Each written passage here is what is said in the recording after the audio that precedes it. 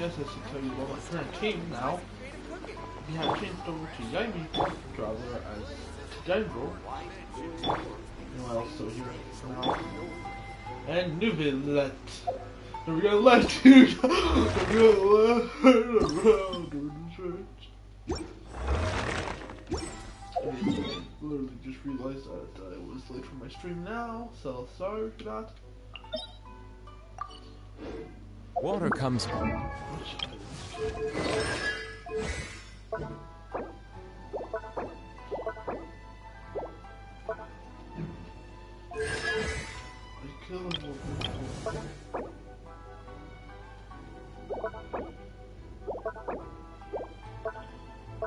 a traveler.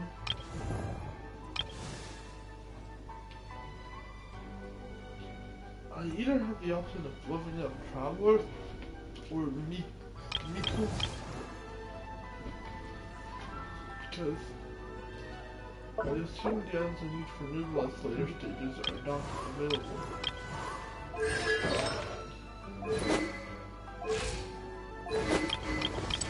Or I could go for the new sword, which yes, I am using this one now. Fucking dope AF. And that's already really good.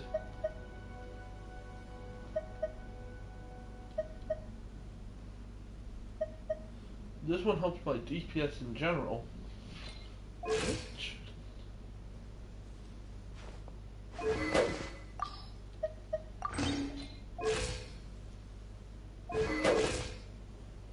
1681.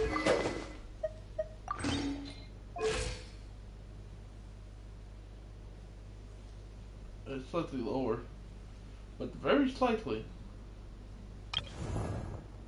Okay.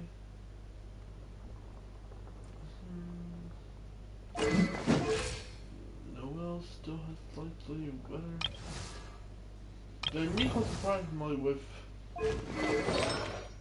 her primary artifact kit right now.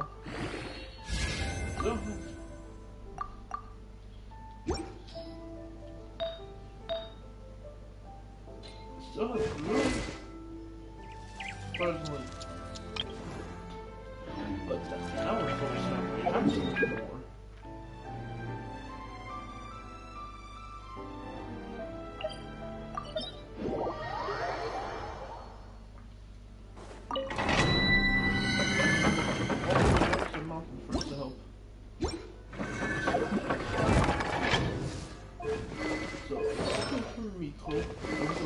She uses, which would be easiest. Yeah, Miko and the weapons.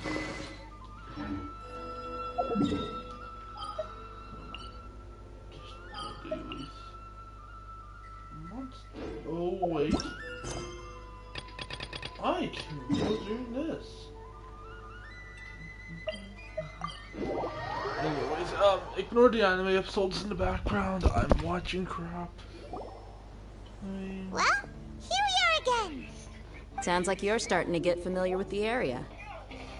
Paimon's amazed every time we see the wall of Samiel. How can a wall this tall even exist? It's almost unreal. I know what you mean. I had the same question every time I walked this way when I was a kid. Also, why is this high wall here? And can a wall really block sandstorms?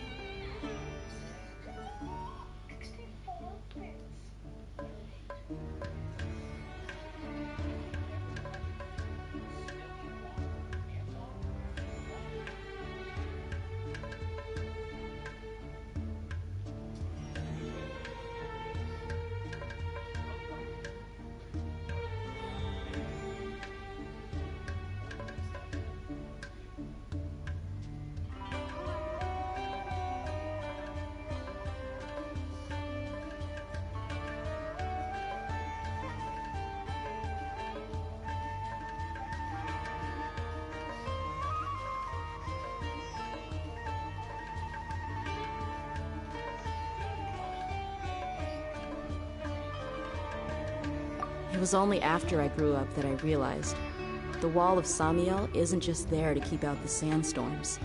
It serves a more important purpose, keeping out people like us. Sumeru is run by wise and mighty sages. To them, us desert dwellers are nothing but tools that can be used and discarded at their whim. We're cheap labor, like livestock, but easier to control. Nothing more. Even if a child from the desert got the chance to obtain an Akasha terminal, almost all their requests for knowledge would be denied. The academia believes we're underserving. Geniuses like Sataria are 1 in a million. The other children never get a single chance to try and rewrite their fate. Even though the academia knows very well that we're humans, just as they are. I'm not hit by a word. That's terrible. I would tear down this wall with my own hands if I could. Eh.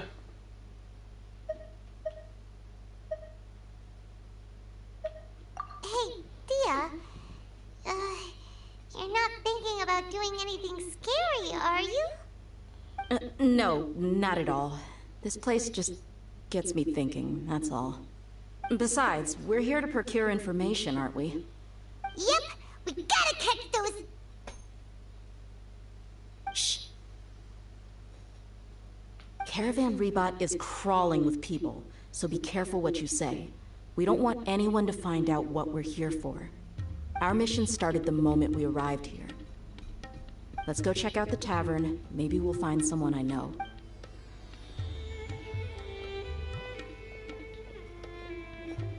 Honestly, some NPCs in this game that are not playable probably should, because they're also, you know.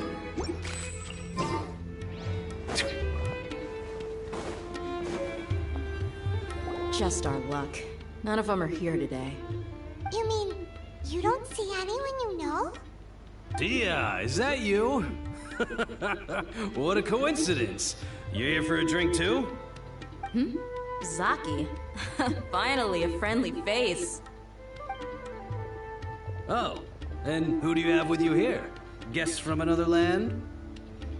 Exactly. Hello, hello. I'm Zaki. Dia's, how would you put it? Drinking buddy? We've had drinks together a few times. You could say we go back a ways. Anyway, as far as my friends here, they aren't too shabby, are they? You rarely see any Outlanders so friendly and respectful nowadays. Absolutely. Much better than those people on the other side of the wall. So, Dia, are you looking for someone? Yeah. Have you seen Enger, Delavar, or Jabari recently? Of course I have. Matter of fact, we were all here drinking together just a few days ago. I've got a spice trading deal from another nation. I thought maybe Delavar and his friends might be interested. Know where I could find him? Ah, how thoughtful of you. Then I assume you also know that Delavar's been having a hard time making ends meet these days. So, you came here to help him out? Hey, keep it down. Let's just say I prefer to keep this deal a secret. Y'all at Caravan Rebot are like family. If there's more to be made, why not do it together? Besides, Delavar and his friends have muscle. They'd be a good fit for escorting the goods. Yes, how considerate of you. Delavar's my friend too, so of course I can take you to him. Come with me.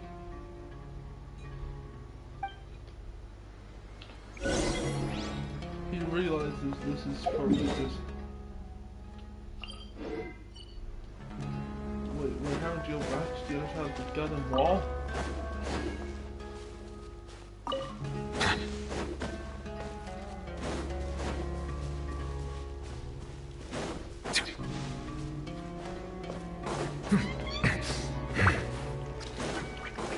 Emerge, right now.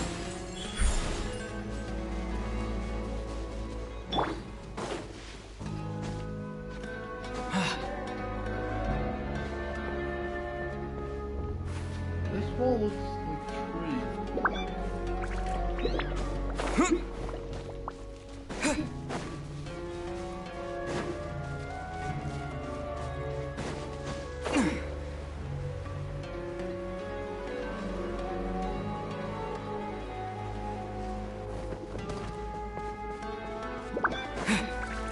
doesn't look stone rendered, it just looks more wood rendered. Yeah.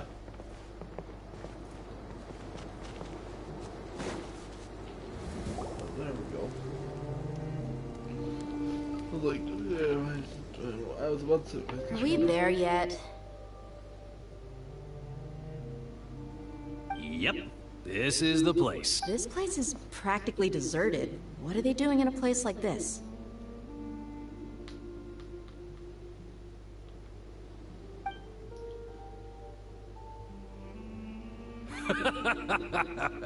Why don't you take a guess? Go on. A wild stab in the dark.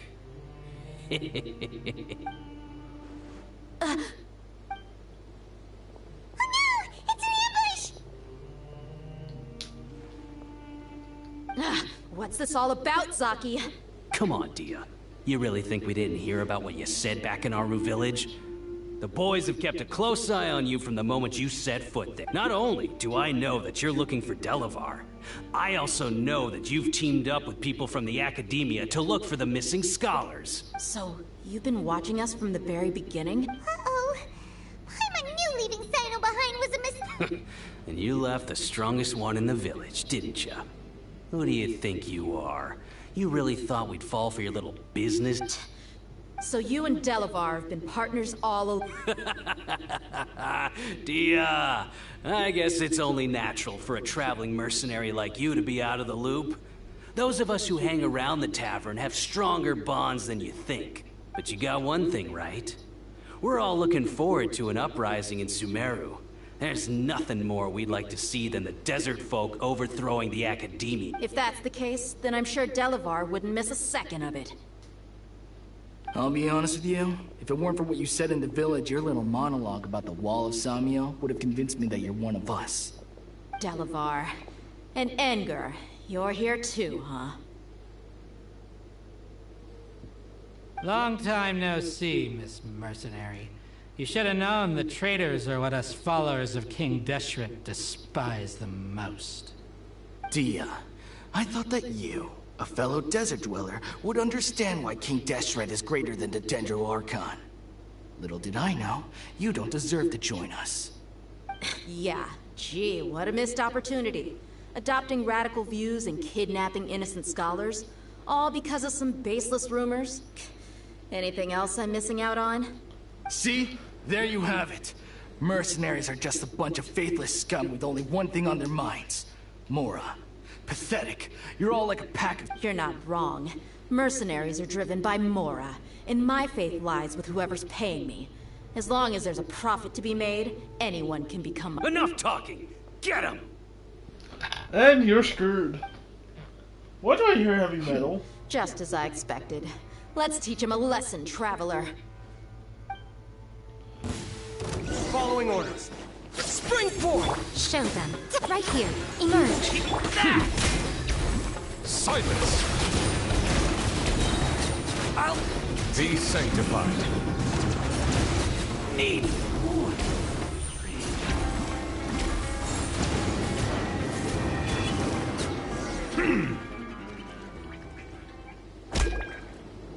Impossible! How could you? Under 5 seconds flat! So, what do you think about your meticulous network now, Zaki? How did you say it? It's only natural for a traveling mercenary like me to be out of the loop. I'm guessing your informant told you that I'm just an incompetent merc with no real fighting skills, correct?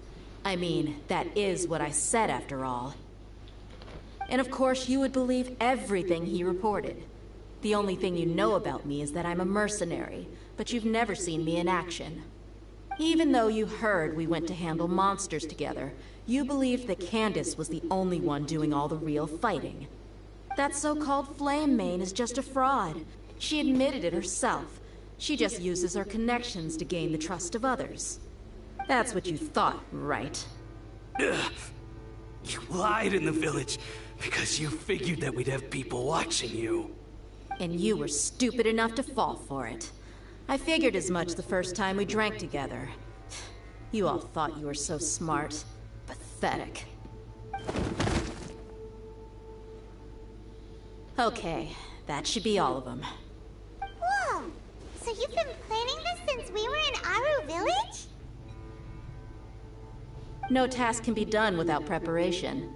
I just happened to notice a couple suspicious-looking people while you were out investigating. Oh, but instead of catching them right away, you let them report back. Those two who were snooping around were just a couple small fries. If we want to get the real catch, we have to be patient and give it some time. Oh, you mean the funny name she mentioned back in Uncle Ampu's house? The wide-eyed butcher, scar-riddled bandit, Paimon can't remember them all. That's just a bunch of drunk talk. Edgar and Delavar like to talk themselves up when they're drinking. Edgar, the wide-eyed butcher, and Delavar, the scar-riddled bandit, are the nicknames they came up with for themselves. Alcohol has a way of making people share what they really think. So Edgar and Delavar are always rambling in the tavern about how King Deshret is a superior deity. What about Zaki? He's just a numbskull who fell right into our trap. Zaki was probably the best hidden of them all. My initial plan was to find Delavar first, and then try to track him down. That's what you wanted to ask when we were at Uncle Anpu's house, right? Jabari is one of the villagers you talked to. You know, the one who wanted to treat Isak and his grandpa to some food. Wait, so he's a radical too? No, he isn't. I just needed to tack on a random villager name to make the eavesdropper think that I was making some wild guesses based on my impressions. Wow, what a genius idea! Well, that's an expert mercenary for ya. Ah, you're too kind. It was straight from the usual playbook, if I'm honest. So, that thing you were saying before, is it really true? About what? About how mercenaries only care about Mora, and that anyone's a friend as long as there's a profit. Does that bother you?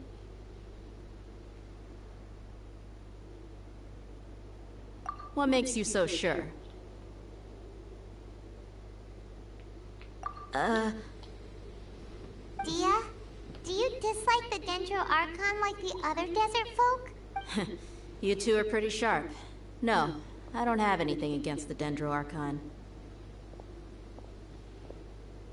I've heard a lot of nice things about the Lesser Lord from Dunyarzad.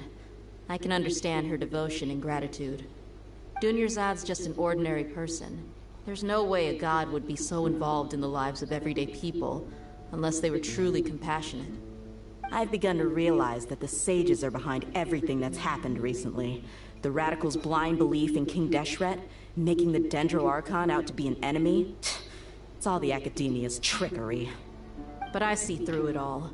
And unlike them, I can never be hostile towards anyone who's never done anything wrong. Dia. Anyway, looks like we're done with business here. Traveler, lend me a hand. Let's tie him up and bring him to the village.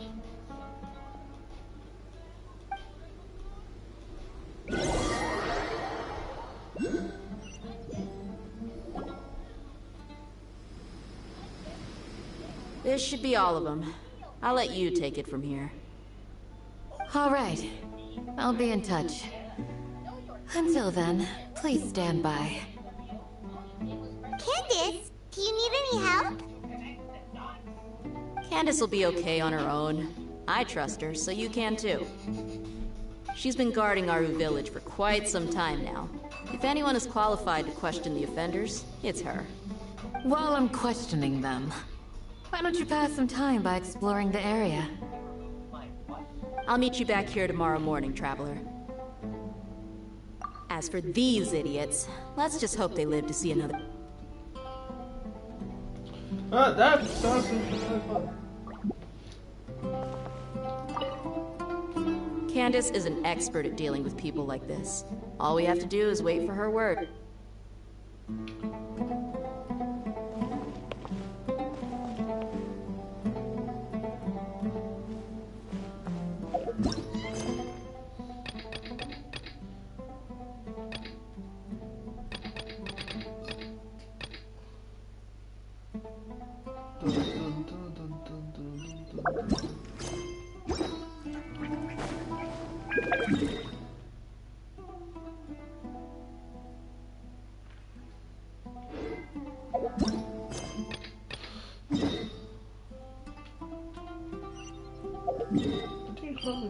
than ever now to remember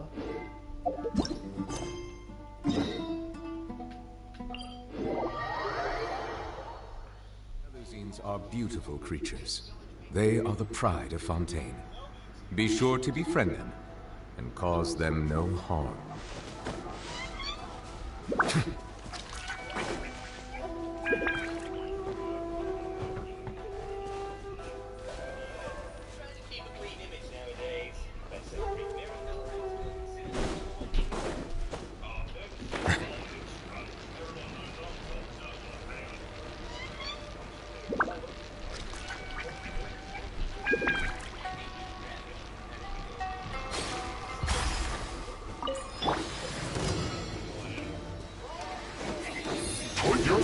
Come on out.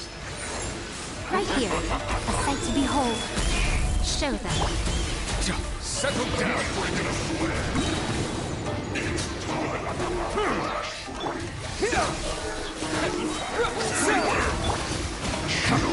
Let the mighty be humble!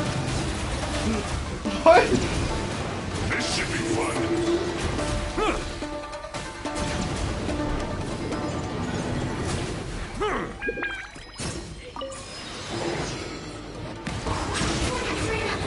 No excuse for slacking! Propagate! As a durable made wound. Come on out. Show them. Right now. Bow your head. Freshness preserved. The time is beckoning.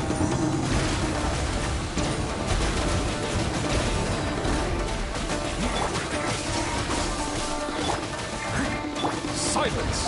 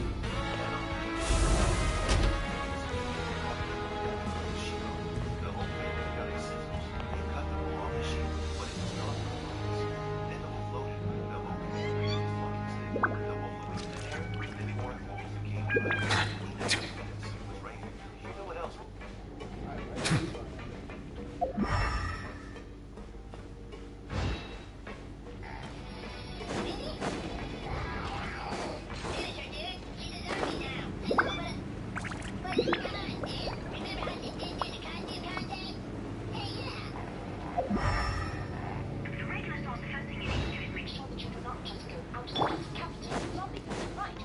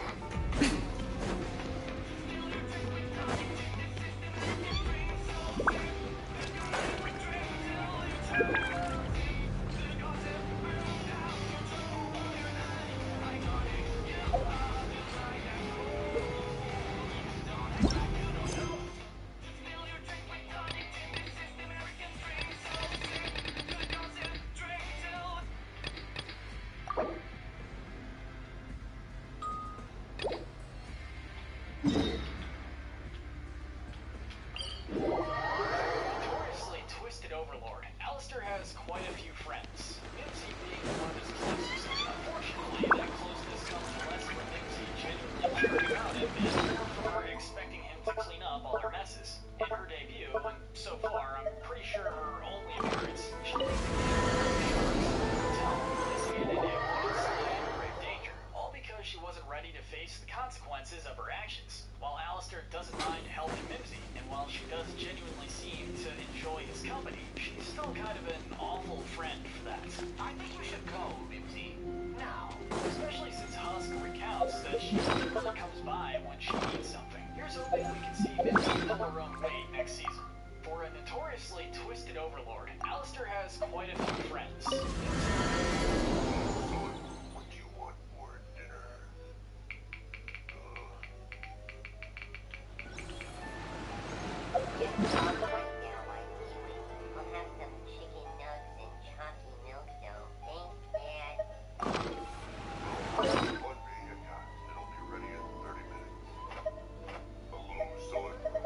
Over and over, we get into trouble.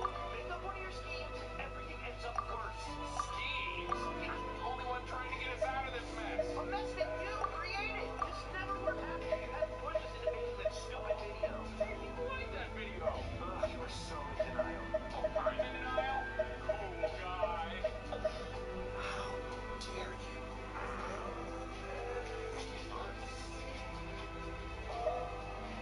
See, now look what you did. Look, let's just calm down. Riz, how are you not getting it through your thick head? You can't fix this. We're not wanted anywhere. We're never gonna find a home. I'm out of here. Hey, where's he going? We can't leave. We're brothers. No, we're not. We're not brothers, Chris. We're just a bunch of dumb bears who made up some story to make ourselves feel better.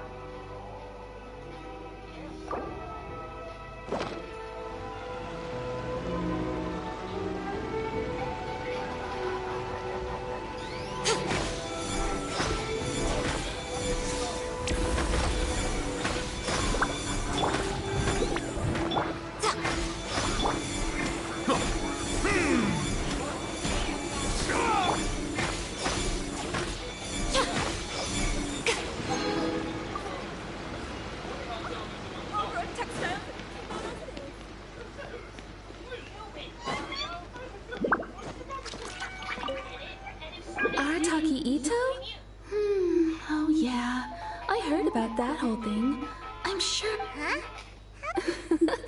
No, maybe a story will explain better. So, Ryu's kids, being kids, aren't exactly the most difficult to outsmart.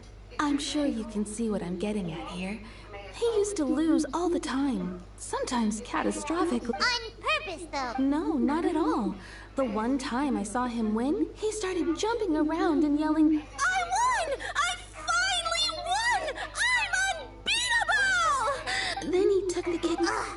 He did take it. He was pretty quick to admit that, in fact, the children quite like playing with him because he's always... So, I suppose what I'm trying to say is a guy who can't even beat kids at a children's game really gonna be capable of these kinds of diabolical deeds?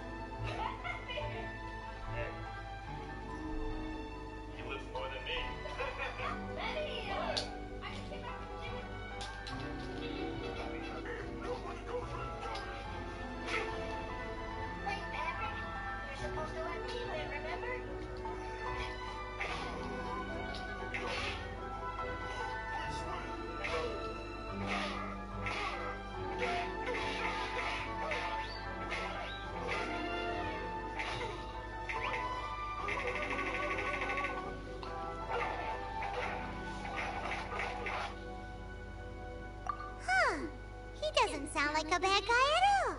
In fact, he kind of sounds like a man of integrity. Yes, my thoughts exactly. Still, the Tenryou Commission's evidence against him is supposed to be irrefutable. So, I'm not trying to condone his actions or anything. If he really has messed up big time, then he should face the consequences just like anyone else. Thanks for the info. We'll keep asking around. Sip the gossip. Arataki Ito. We know he's already left Inazuma City, but with no clues to follow, we have no choice but to commission others for help. Catherine says that Arataki Ito hasn't done anything seriously bad before, so it seems pretty strange. Paimon's curious. Is there any evidence of all this stuff he's accused of? Yes, of course. Otherwise, we'd never have put so many people on the case. For starters, most thieves will try to devise a way to conceal their identity, but for an Oni, the horns are a dead giveaway. I mean, the whole city could have recognized it was him.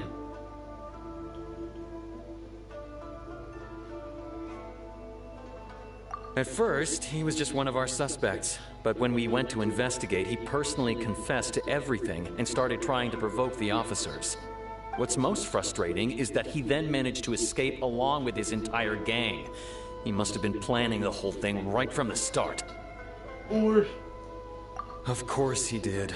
Whether material or psychological, there is plenty of evidence either way.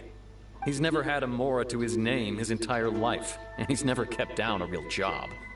Word is that he also takes care of someone in his gang, and that the burden of it takes quite the toll on him. After scrounging for a living all these years, maybe he thought that being the bad guy would be an easier ride. As for his psychological motives, it's a bit embarrassing to talk about, but we confiscated his vision during the Vision Hunt Decree. At the time, Arataki Ito put up quite a fight. It took a huge amount of manpower and resources, and in the end, we had to enlist the help of Kujo Sara to finally secure his vision. The Vision Hunt was a mistake, but we never expected that he would go to such extreme lengths to take revenge on us. He does sound a little unstable, just like people have been saying. If the two of you are able to capture Arataki Ito, please bring him straight here. We'll handle him from there. Thanks for all the info. I already have him on the holy list. I already have him on the holy list. Too bad we still don't know where he could have run off to. We already got word on the street, so maybe it's time to talk to a real specialist.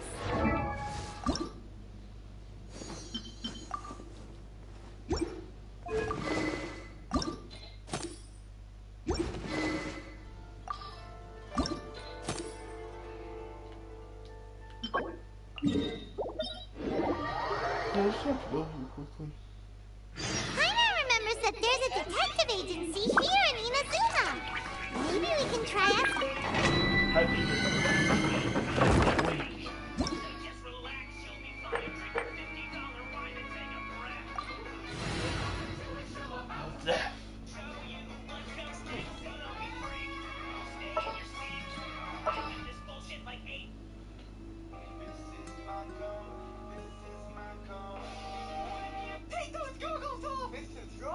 Why are you texting me? I see you from my desk and I don't want to make a scene. You can wear those things at home, but not in class. I am at home. Excuse me? Yes, seriously. I'm at home in my room sitting on my blue beanbag. No, you're not. You're in class. Are you telling me not to trust my very own eyes? Yes, no. I mean, just take off those goggles. But Mrs. Robinson, you said I can wear them at home. Yes, but you're not at home. You're actually in my class. The goggles just make it look like you're at home. Take them off or you get detention. Detention is fine. I'll do it on Mars while watching the movie. Pay attention to the class assignment! But I don't like school. It's so boring. I would much rather be somewhere else. Someplace more interesting. Okay, Mars it is! Really? Yes, but without your goggles. How will I get there then? A rocket? One of my former students is a rocket scientist. I'll give him a call right now. I'm sorry. Please don't send me to Mars. Could you ask your student to let me travel in a spaceship to the moon? Why? I thought you said you wanted to do detention on Mars. Chat that generates the best reply. Download chat that now! Because I'm already on Mars. Take those goggles off! Mrs. Robinson, why are you Blame it on the goose, got you feeling loose. Blame it on the drone, got you in the zone. Blame it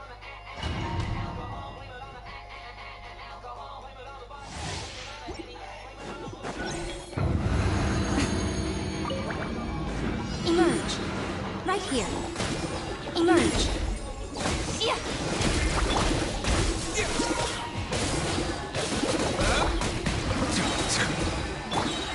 Spring forth! Come on out. Right now. Right here. I'm always watching. Show them. Emerge. Right now.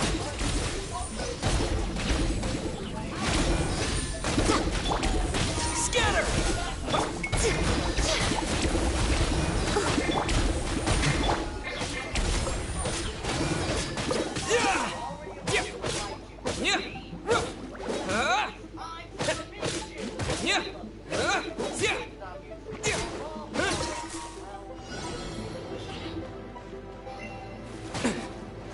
Propagate! Come on out. Show them. Right here.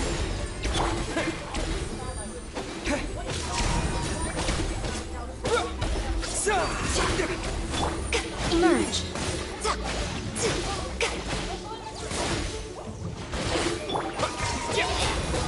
Settle down! Come on out.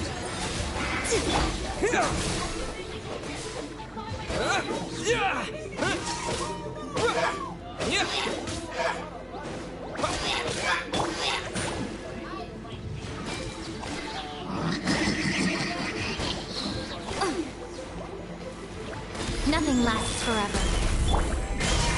Scatter! Show them.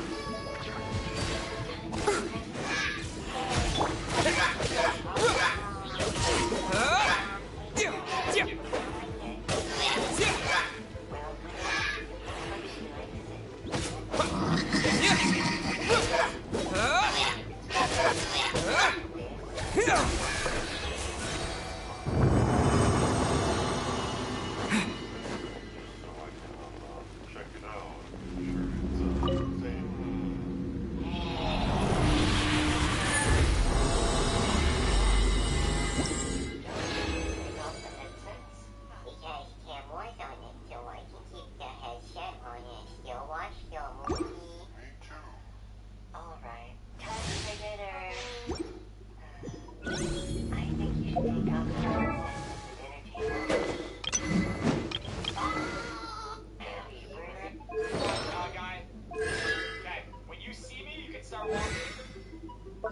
Maybe even a little sooner. But yeah, I'm gonna stop. Since I have you trapped here, wanna play Uno? You really think I'm the Demon King? If you win, even once, I'll let you go. Give me the deck. Finally, after 20,000 matches, I finally have last card was You know how to count. Hopefully you can count how many L's you have taken. Copy all you want, princess. That's why it is better. Skip. Oh no. Skip again. Skip like all the Gerudo women did to you. The only male and still maiden. Hey! Sonya will never go on a date with you. She hasn't even responded to your text. Wait, that's enough. 12, It was a draw joke. 16, draw 20, Uno. For my final count, I command you to get submitted. Spring forth! Propagate! Come on out. Right here.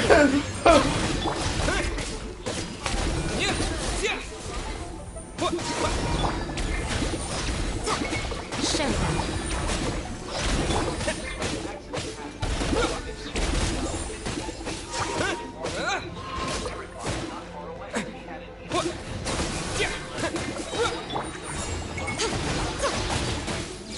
Terminate!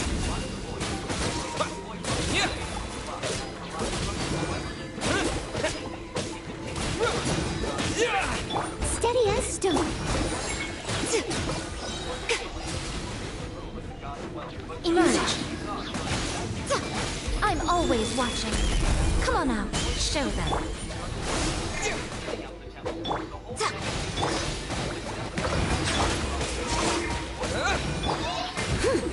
Time to clean up. Come on out.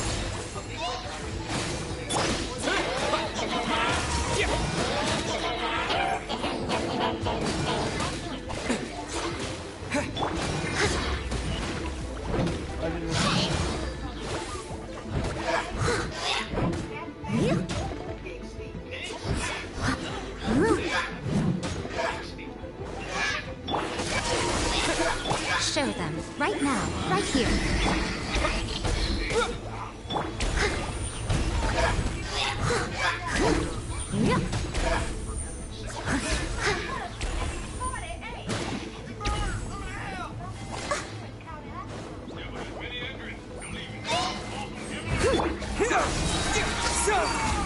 Come on out.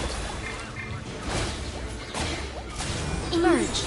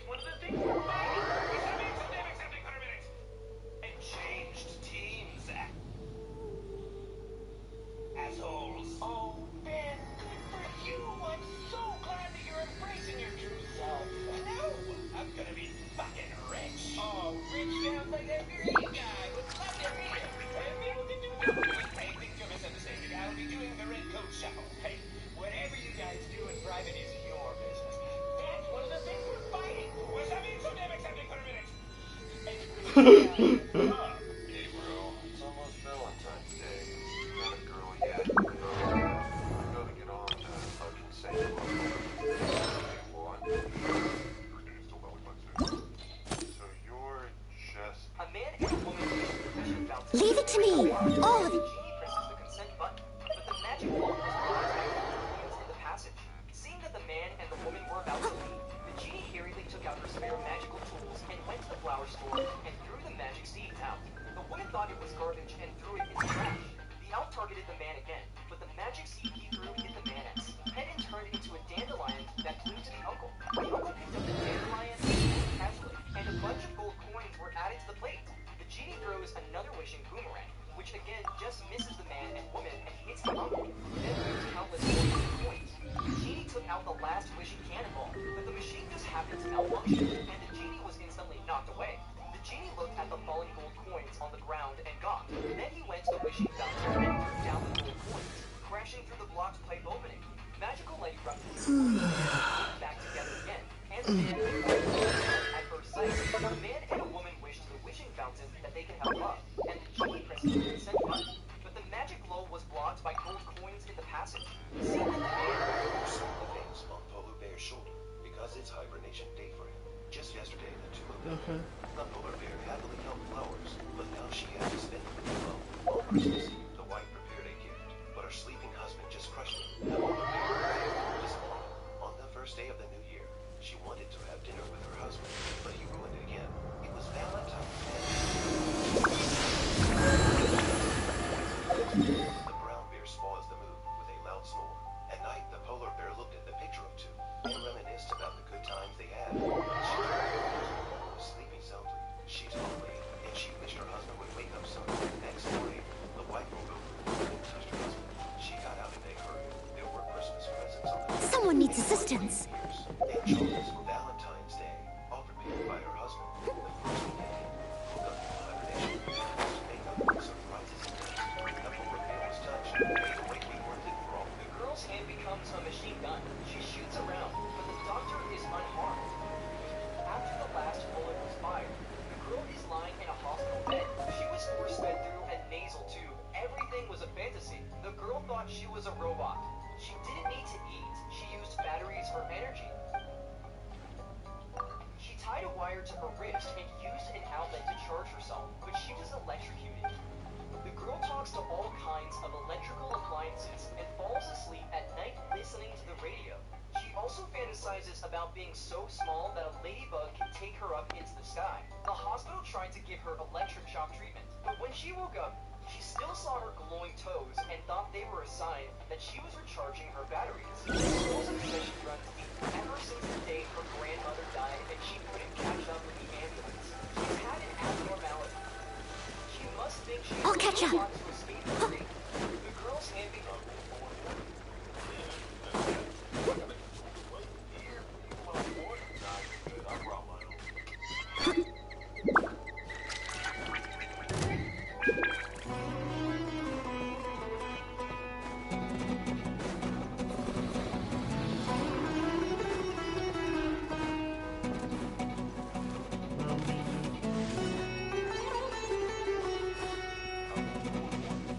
catch up.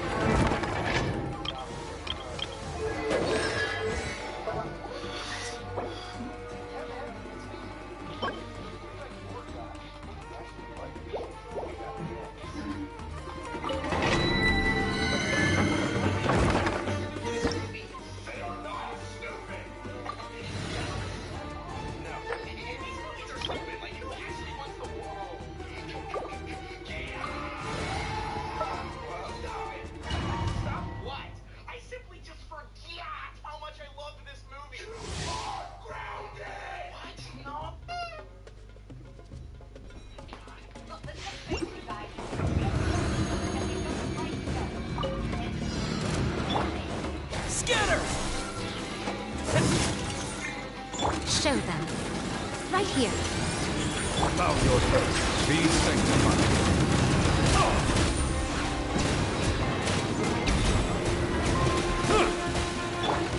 Propagate! Terminate! Silence! Come on out. Emerge. Right now. Nothing lasts forever. The tides beckon.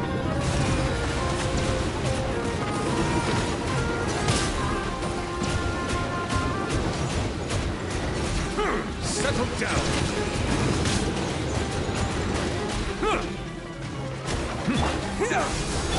Show them. Come on out. Silence. Let the mighty be humbled.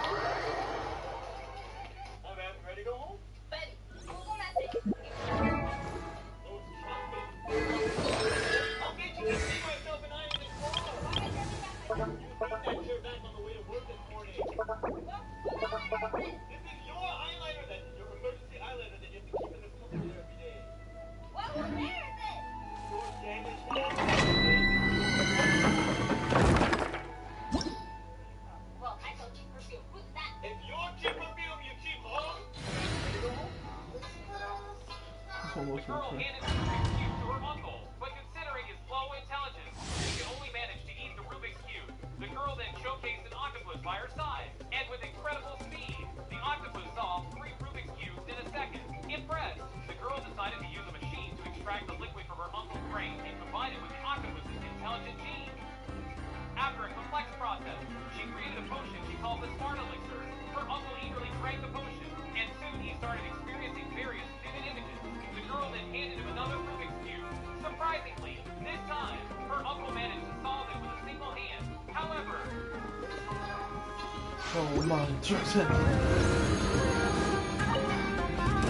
Bow your head. Show them. Come on out. Right here. Spring forward! Silence! The tides beckon.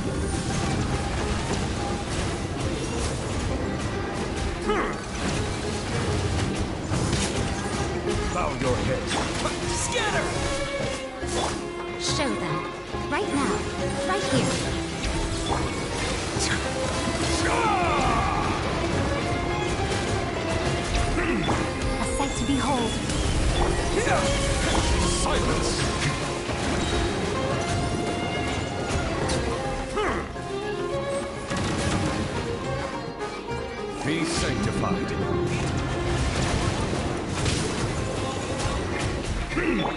Come on out. Emerge.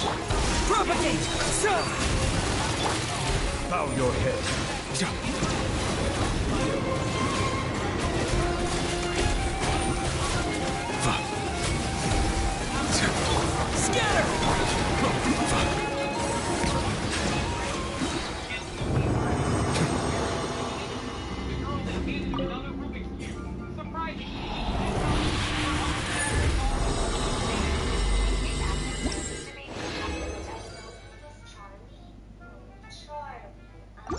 I'm not sure there's a Disney princess named Charlie.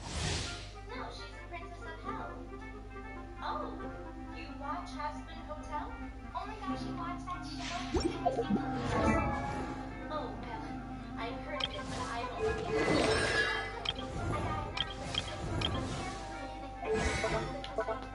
Name it the chat, okay? And I'm gonna go ahead and give some of you guys the new battle pass, and then you guys can let. Oh, you actually survived. I'm impressed. I told you. I'm not leaving until I'm as strong as you. Well, all right then. I'll teach you.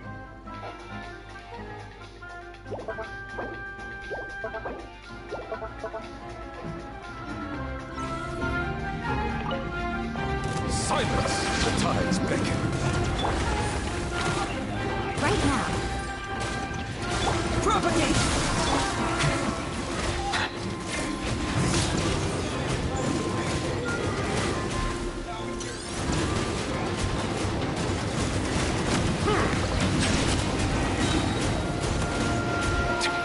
Terminate! Catch shows them. Emerge. Be sanctified.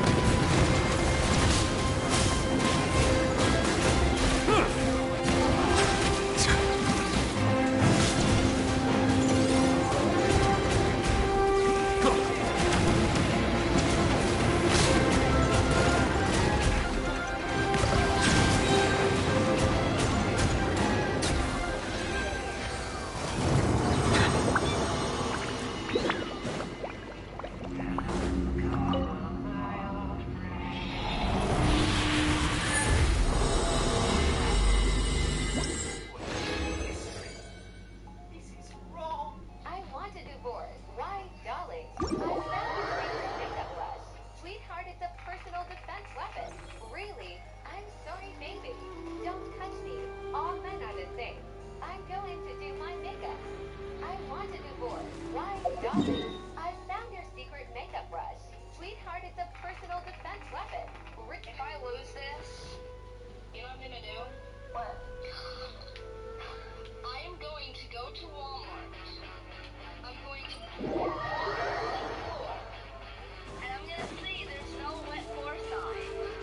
I'm then gonna run across the water as fast as I can and trip over and get hurt. I'm gonna scream the loudest scream I've ever screamed. And then I'm going to sue the heck out of them.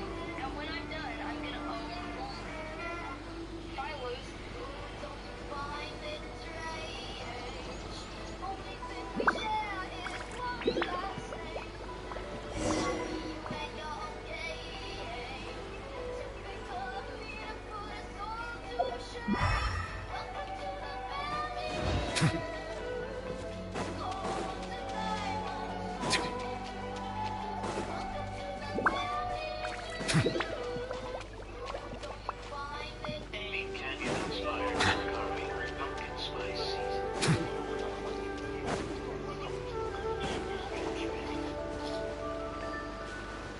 Welcome to Starbucks. What can we get started with today? Can I get two iced chai latte?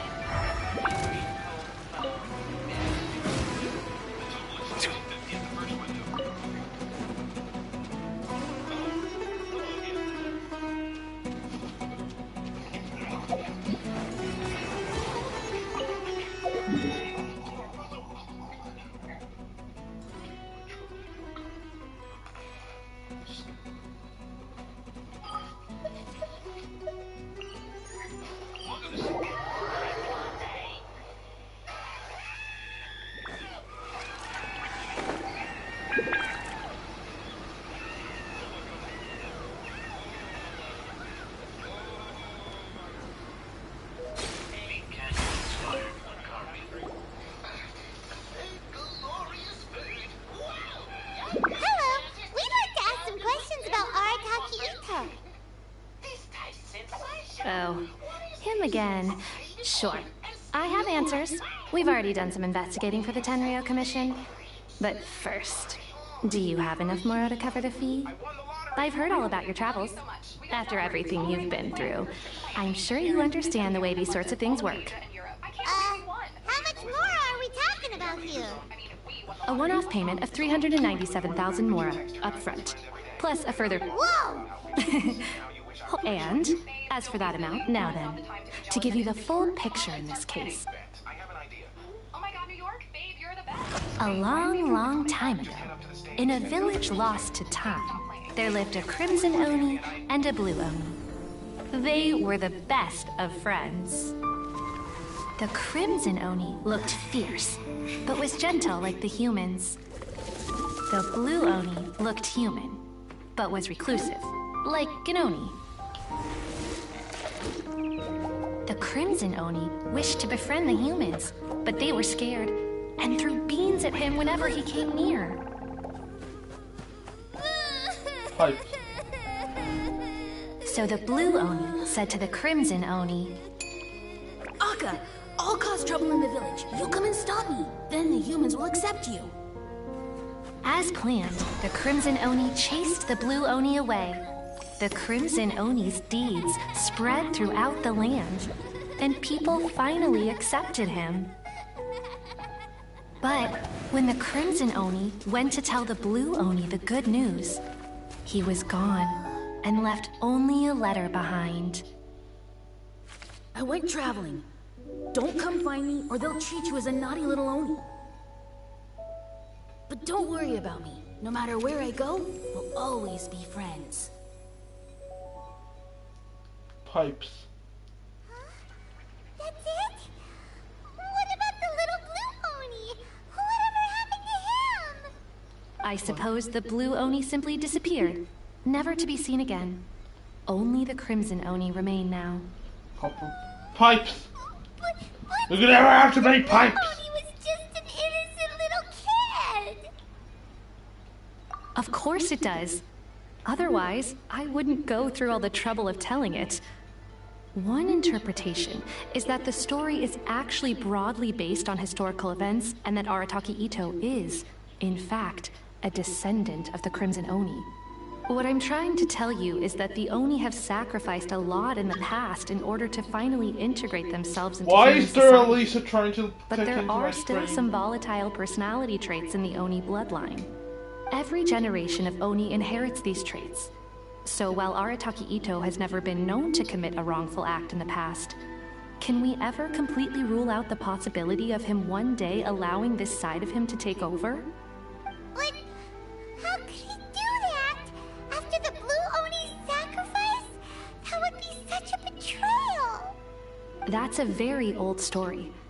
Nobody knows how long it's been since the Blue Oni disappeared. We can only assume that they have long since died out, in which case, it would be quite a stretch to say it still counts as a betrayal at this point. Besides, the suspect has already confessed. What is there left to discuss? According to my investigation, he was headed southwest. I would bet he's already made it to Yashiori Island by now. The Tenryo Commission is unable to enter territory controlled by Sangonomiya troops. No doubt that's the reason Arataki Itto chose to flee in that direction. Don't mention it. I'm just doing my duty. Wait! Paimon still has a question. If Arataki Itto has given into his bad side, won't that mean he's extra mean and violent now? I could only assume so. Judging from his previous bouts, he is a skilled fighter with a lot of brute strength. Whether or not you'll be able to handle him, Oh, he's been listening for that I do almost not a know. year. Okay, but what's up with people throwing beans at Oni? What use is that? Ah, yes.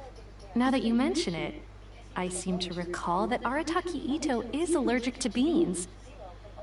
In fact, all Oni will avoid beans, but especially Itto. I heard that just touching a bean is enough to incapacitate him. If you could weaken him a bit by triggering his allergies, perhaps you'd have better luck subduing him.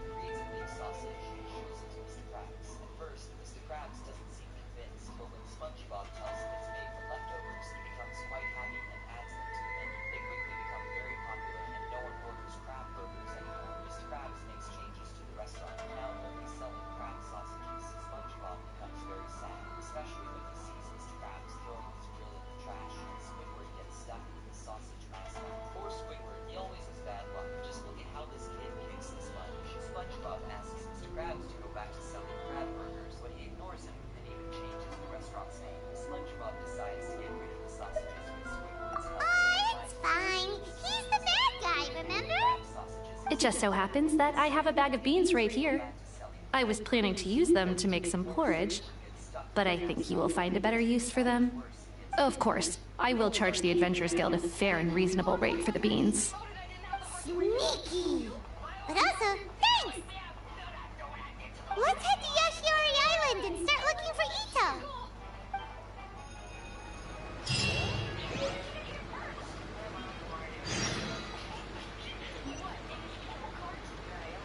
Welcome to Bonton Sanga Detective Agency. What will you have me solve?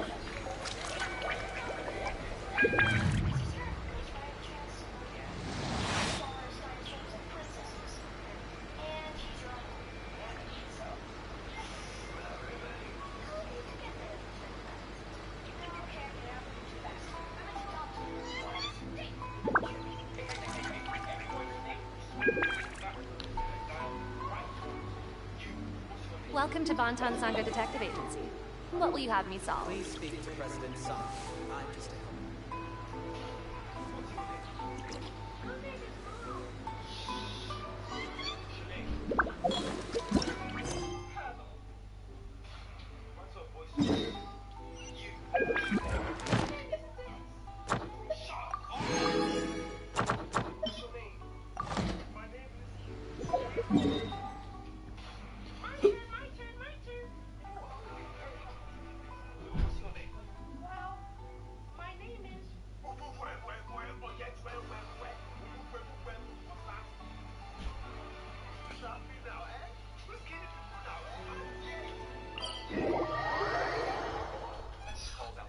My apologies.